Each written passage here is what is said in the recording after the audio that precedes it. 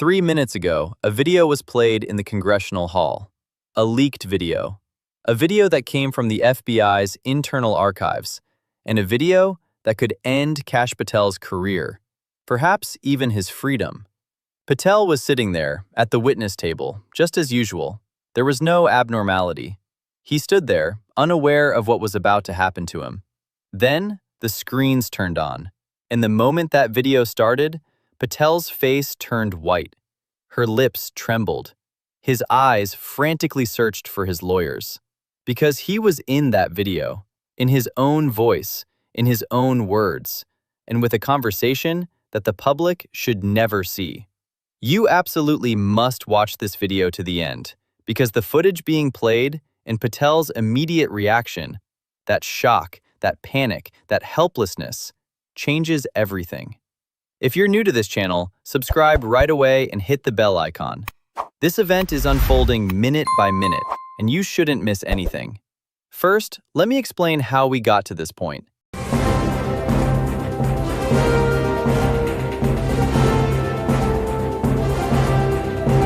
At 6:14 a.m., an anonymous source sent a video file to the Washington Post, a 47-minute recording. The file's metadata pointed to the FBI's internal security system. The video was apparently taken at a private meeting held at FBI headquarters in February 2025, 3 weeks after Patel took office as director. The newspaper spent hours verifying the video. A voice analysis was performed. Image quality was examined.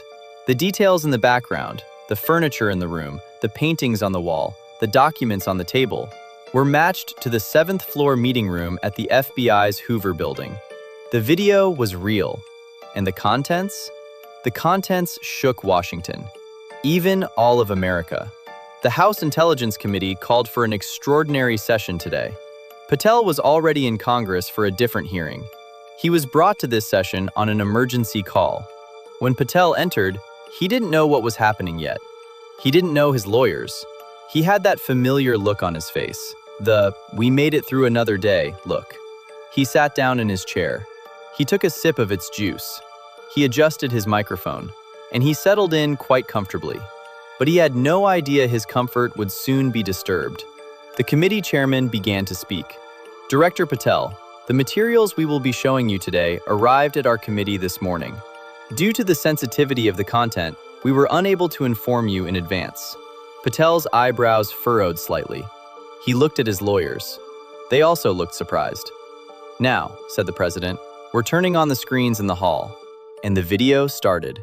The image is a bit grainy, likely taken from a security camera or a hidden device. But the sound is very clear. There's a meeting room on the screen. A long, oval table. 6 people are sitting around him. And at the head of the table, Kash Patel. The date appears to be February 14th, 2025. Exactly 18 days after Patel took office. Patel begins to speak. "We need to be clear about the Epstein files. These files cannot be opened. If it opens, a lot of people will get burned. And some of these people are people we need to protect." He pauses for a moment. He's looking at someone at the table. There are clear instructions from the White House. These files will be embedded. Forever. Understood? The conference hall was packed. Everyone was surprised by what happened. I've been covering political news for 15 years. I've watched hundreds of trials. I've followed dozens of scandals. But I've never seen a federal official confronted with such a recording of their own voice on live television. This is a first. I looked at Patel's face. Adam, how can I put it? He was devastated. The color had faded. His hands were trembling. He was trying to hold on to something so he wouldn't fall. His lawyers were taking notes like crazy. Someone pulled out their phone, probably to contact the FBI's legal department. But it's too late. The video had been played. Millions were watching. There was no turning back. Now the video had been reported by all the media. The video continued, and it got worse every second. Patel, on the recording, continued speaking. Now the critical point is this. There are some witness statements. 127 pieces. These should never see the light of day. There are nouns in these statements. There are dates. There are places. If these leak, If these get to the press, someone at the table asks, "What should we do? Destroy it?" Patel shakes his head. "No, destruction is risky. A digital footprint remains. We will raise the classification level of these. We will stamp it with the national security mark. Thus, no one can touch it for at least 50 years." Someone else asks, "What if Congress asks?" Patel is laughing. Yes, he's laughing. We will decide what we tell Congress. We say, ongoing investigation. We say, national security. It always works. Yes, he really did speak like that, as if he were making fun of Patel. Now I need to stop for a second. If you've watched this far, and I thank you for doing so, please like the video and subscribe. I'm serious, this isn't just for me. Your likes and subscriptions are critical for YouTube to show this content to more people. And write your thoughts in the comments. This conversation needs to grow. People should know who is who and be aware. After the video ended, the hall fell silent. 5 seconds, 10 seconds, 15 seconds. No one spoke.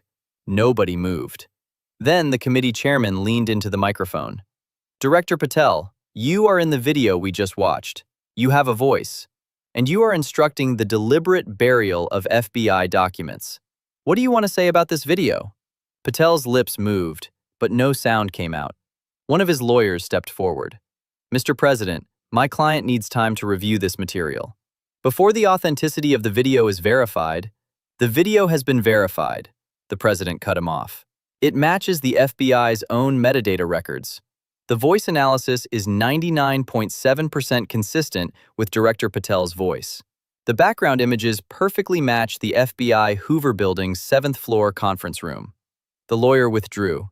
He had nothing to say. The president listed everything the lawyer could possibly use as an excuse, and the lawyer had nothing left to say. The president turned back to Patel. "Director Patel, I repeat the question.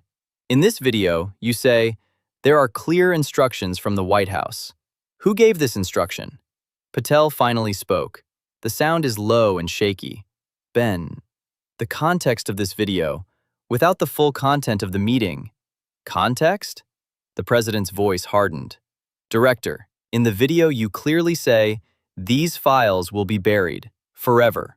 You're saying there are instructions from the White House. In what context could this be innocent?" Patel couldn't answer. The salon was now gleaming. Journalists were taking photos. The cameras were zooming in. Everyone was trying to capture this moment, and Patel was sitting there, desperate, unanswered. He's trapped. Then one of the committee members, the representative from California, took the microphone. "Director Patel, are the 127 witness statements you mentioned in this video the same as those previously reported to this committee as unavailable?" Silence. "Director, the question is open. You told us that such statements are not found in FBI records. But in this video, you say you're going to classify and bury 127 expressions. Did you lie to Congress?" Patel's lawyer interjected. "My client will not be answering this question at this time. Won't he give it? Or can't he give it?" Silence. Even Patel and his lawyers had nothing left to say. They were all exposed. The representative continued. "Director Patel, I don't know if you're aware, but lying to Congress is a federal crime. And right now we have a video that proves the opposite of what you told us in your own voice." And that's exactly when the bomb dropped. Another committee member, this time a Republican, spoke. And what he said shook the hall. "Director Patel, I was on your side. I supported this administration. I supported you. But this video changes everything." He paused. His face was etched with disappointment, anger, and betrayal. He felt stabbed in the back. "You promised us transparency. You promised to open the Epstein files. And now, we learned that in your 3rd week on the job, you were holding meetings to bury those files." He nodded. "I can no longer defend you. And I don't think anyone in this room can defend that." The hearing then descended into chaos. Patel's lawyers requested an emergency hearing. Rejected. Patel wanted to leave due to health issues. Rejected. The committee insisted that Patel sit there and answer questions. Amma Patel could no longer respond. He was surprised by what happened to him. To every question, she would say, "I need to speak with my lawyer. He would say, "I need to review this for every document." But everyone knew these weren't the answers. These were escape attempts. And there was no escape. The video was there. His voice was there. The words were there. So everything was presented in video format. There was no escape. But Patel was still trying something to escape. These files will be embedded forever from Patel's own mouth. Now let's talk about what this means. This isn't just a scandal. This is potentially multiple federal crimes. Lying to Congress is a federal crime. Tampering with evidence, a federal crime. Manipulating witness statements, a federal crime. And most importantly, the phrase, "there are instructions from the White House." This means complicity. This means conspiracy. This means the FBI director is not independent and is acting under political direction. Law professors have already started appearing on television. Some say, "This is the clearest evidence of a cover-up we've seen since Watergate." Some say Patel's resignation is inevitable. Some say this will end in prison. And the video was just released. It hasn't even been hours yet. So what happens after this? The committee announced it would hold an emergency vote in the afternoon. A vote will be held on whether there is sufficient evidence to charge Patel with contempt of Congress. If it passes, which it probably will, Patel will be officially charged. The Ministry of Justice has also taken action. Preparations have begun for the appointment of a special prosecutor. The phrase "White House directive" broadens the scope of the investigation. This is no longer just a Patel issue. This has now become a problem for all of America. And voices began to rise from within the FBI. Unnamed sources say, "This video is just the tip of the iceberg." He says, "There's more." What Patel has done is not limited to a single meeting, he says. The storm is just beginning. It will continue to blow. I keep watching that moment over and over. Opening the screens, the video is starting. And the change on Patel's face, from self-confidence to panic, from control to chaos, from power to despair. It took 3 seconds, maybe 4. But in those 3 seconds, Kash Patel's entire world collapsed. Everything he had built for years, his career, reputation, power, crumbled the moment that video started. And the saddest part? They were his own words. It was his own voice. No one trapped him. No one twisted their words. They only showed the public what they said themselves. Sometimes the truth comes out like this, at an unexpected moment, from an unexpected place. And when it comes out, no one can hide it. It's too late to do anything now. A video was played 3 minutes ago, and that video deeply shook Washington and even all of America. Patel is sitting there. Their lawyers are in a panic. The committee members are angry. Journalists are crazy. And millions of Americans are watching on screen as their FBI director says, "Bury the files." 127 witnesses, 127 stories, 127 childhoods. They've all decided to be buried forever at a meeting table. But there's no such thing as forever. The truth always comes out. It came out today. If you want to follow this story, which at this point is impossible not to, subscribe and hit the bell icon. All developments will be here.